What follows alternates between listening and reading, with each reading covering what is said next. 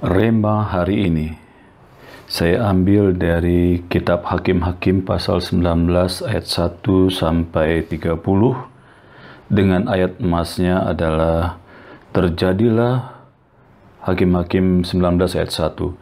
Terjadilah pada zaman itu ketika tidak ada raja di Israel bahwa di balik pegunungan Efraim ada seorang Lewi tinggal sebagai pendatang. Ia mengambil seorang gundik dari Betlehem, Yehuda. Saya beri judul rema hari ini adalah kebobrokan moral yang memalukan.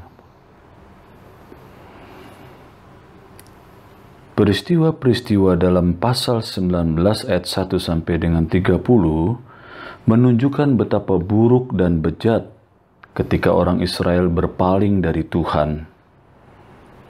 Yang pertama, beberapa orang Israel, yaitu suku Benyamin, sudah menjadi kaum homoseksual, pemerkosa, dan pembunuh. Ayatnya ada di Hakim-Hakim 19 ayat 22 sampai 30. Yang kedua, seorang Lewi.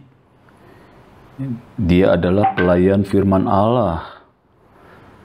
Memberikan istrinya untuk diperkosa dan dibunuh untuk menyelamatkan dirinya sendiri. Ada di dalam Hakim-Hakim 19 ayat 1, 22 dan 25 sampai 30 tentang orang Lewi ini. Jadi baik orang awam maupun para hamba Tuhan terjerumus ke dalam keburukan moral pada waktu Allah dan firman-Nya diabaikan. Seorang gundik yang dimiliki oleh orang Lewi ini, pengertian gundik pada zaman itu. Dalam Alkitab, seorang gundik adalah wanita yang menikah dengan sah. Tetapi kedudukannya di bawah seorang istri. Tidak pernah Perjanjian Lama membenarkan kebiasaan poligami ini. Saudara boleh lihat atau baca di dalam Keluaran pasal 21 ayat 7 sampai dengan 11. Ayat yang lain Ulangan pasal 21 ayat 10 sampai 14. Ayat tambahannya Kejadian 29 ayat 28. Dengan penekanan Perjanjian Lama tidak pernah membenarkan kebiasaan poligami ini. Ini dasar-dasar ayatnya. Pernikahan Yakub dengan dua orang bersaudara bertentangan dengan peraturan ciptaan Allah, bahwa pernikahan hanya boleh terdiri dari satu orang laki-laki dan satu orang perempuan.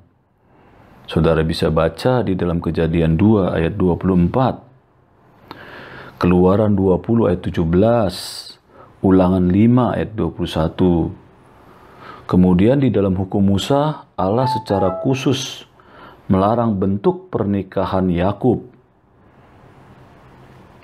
Baca di Imamat 18 ayat 18. Perjanjian baru memandang monogami, satu istri dan satu suami, sebagai satu-satunya bentuk pernikahan yang sah.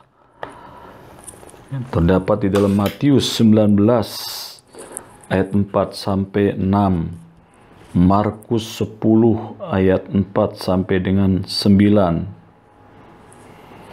Allah mungkin membiarkan poligami dalam Perjanjian Lama karena mereka tidak memahami sepenuhnya kehendak Allah mengenai pernikahan, dan karena hati mereka keras.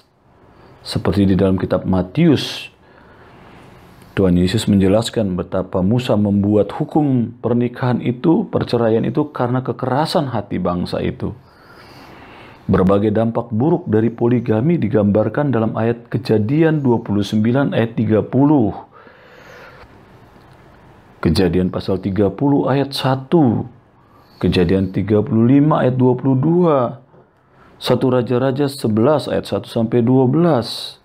Itulah ayat-ayat yang menjelaskan betapa buruknya berpoligami itu.